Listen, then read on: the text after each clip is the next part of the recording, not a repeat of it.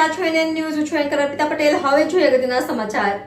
આજ રોજ આણંદ જિલ્લાના ખંભાત શહેર ગાયત્રીનગર પાસે બાલૈયા મંદિરની નજીક કોંગ્રેસ વડનગરના ધારાસભ્ય શ્રી જિગ્નેશ મેવાણીજી ખંભાત ખાતે સભા સંબોધી આણંદ લોકસભા અને ખંભાત વિધાનસભા પેટા ચૂંટણીના પડઘમ વાગી ચૂક્યા છે અને બંને પક્ષો દ્વારા જોરશોરમાં ચૂંટણી પ્રચાર આરંભી દેવાયો છે। ત્યારે કોંગ્રેસના તેજાબી વક્તા શ્રી જિગ્નેશ મેવાણીએ આજે ખંભાત ખાતે સભા સંબોધી હતી અને ભાજપ તેમજ તેમના ભ્રષ્ટાચાર અંગે તાનાશાહી અંગે આકરા પ્રહારો કર્યા હતા।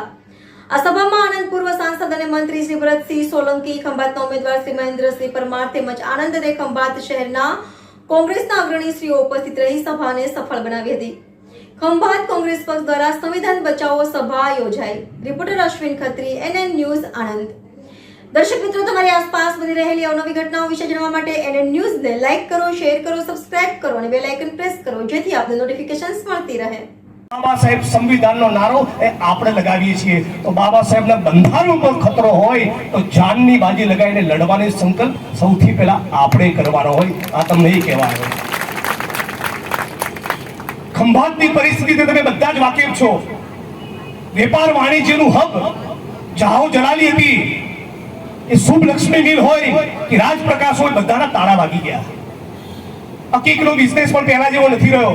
દર ચૂંટણી આવે ને ચૂંટણી સિવાય પર મીઠાનું પાણી લાવવાની વાત કરે કે તમને મીઠું પાણી મળશે, એના માટેની યોજના કશું જ વિકાસ નથી કરી રહ્યા। વિકાસના નામે ફક્ત મંદિર મસ્જિદ હિન્દુ મુસ્લિમના ભારત પાકિસ્તાન સિવાય એમને જોડે કઈ નથી। આ દેશમાં નકરી લૂંટ ચાલી રહી છે। કેવી લૂંટ? 8 ધોરણ સુધી ભણવાનું મફત કર્યું દેશના તમામ બાળકો માટે અને આ વખતે રાહુલ ગાંધીએ નક્કી કર્યું જે એમણે 5 ગેરંટી આપી એની યોજનાના ભાગરૂપ હવે 8 નહીં 12 ધોરણ સુધી આ દેશના બાળકો મફત સરકારના ખર્ચે ભણશે। ખંભાતમાં મેં કહ્યું પ્રમાણે ખંભાતી તાળું પણ વખણાય છે અને એક ફૂટેલી કારતૂસ પણ વખણાય છે। આ ફૂટેલી કારતૂસનું નામ છે ચિરાગ પટેલ।